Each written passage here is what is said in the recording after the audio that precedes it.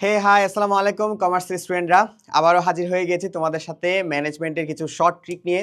So আমরা যখন পরিকল্পনা চ্যাপ্টারটা পড়তে যাই, পরিকল্পনা চ্যাপ্টারে আমরা অনেক প্রবলেমের মধ্যে দিয়ে যাই। হ্যাঁ, বিশেষ করে পরিকল্পনা যখন শ্রেণী বিভাগগুলো যখন আমরা পড়ি তখন কিন্তু আমাদের এগুলা বুঝতে আমাদের অনেক কষ্ট হয়ে যায়।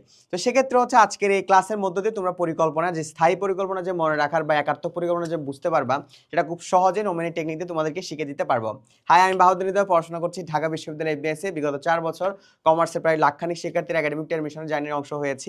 সো আজকে আমরা পরিকল্পনার স্থায়ী পরিকল্পনাগুলো কিভাবে খুব সহজে মনে রাখা যায় সেই বিষয়টা দেখবো। দেখো, পরিকল্পনা বিষয়টার মধ্যে দুটা মেয়ের নাম আছে।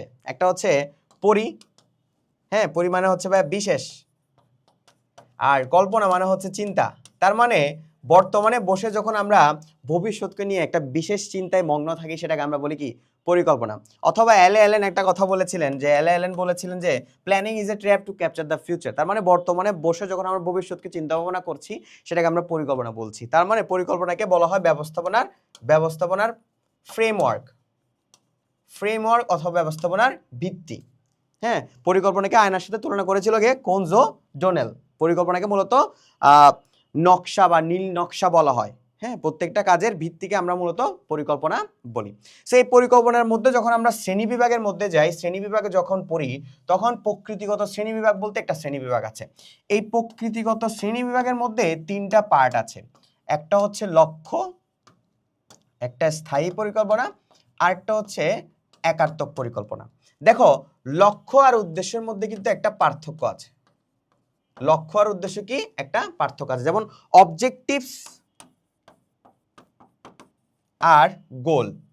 মনে রাখবা, তুমি যদি এখন এসএসসি তে থাকো, এই এসএসসির তোমার আলটিমেট গোল হচ্ছে গিয়ে ভাই তোমার জিপিএ 5 পাওয়া, তাই না?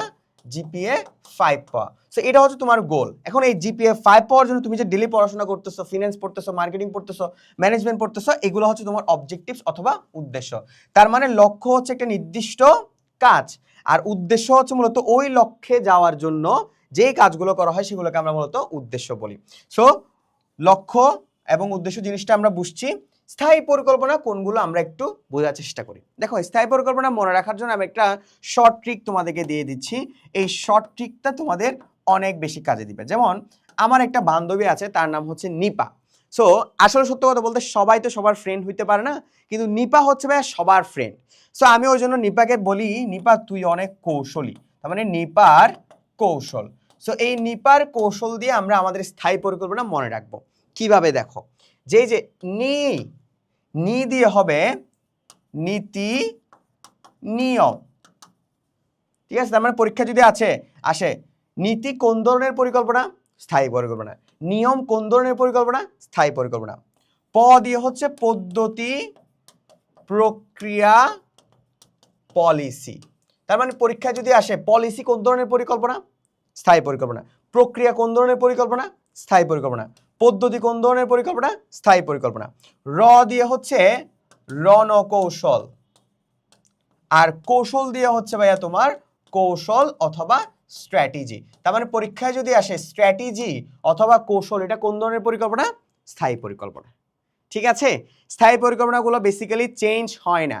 হ্যাঁ, আর একার্থক পরিকল্পনা মানে হচ্ছে ভাই ওয়ান টাইম প্ল্যানিং, যেটা কিনা একবারের জন্য নেওয়া হয়। ওয়ান টাইম প্ল্যানিং, যেটা কিনা একবারের জন্য নেওয়া হয়, একবার হওয়ার পরে ওটার কি হয় না, ইউজ হয় না।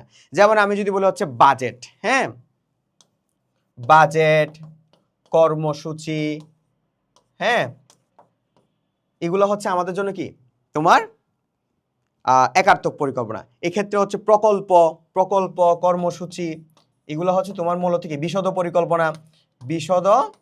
পরিকল্পনা, এগুলো হচ্ছে মূলত তোমার ভাইয়া ওয়ান টাইম প্ল্যানিং বা একার্থক পরিকল্পনা। তার মানে পরীক্ষায় যদি কখনো আসে এক ক্লাসে তুমি এটা শেষ করে ফেলতে পারবা। স্থায়ী পরিকল্পনা মনে রাখার টেকনিক হচ্ছে নিপার কৌশল, নি দিয়ে নীতি নিয়ম, প দিয়ে পদ্ধতি প্রক্রিয়া পলিসি, র দিয়ে রণকৌশল, কৌশল দিয়ে কৌশল। হ্যাঁ, আর একার্থক পরিকল্পনা হচ্ছে কি তোমার প্রকল্প অথবা কর্মসূচি।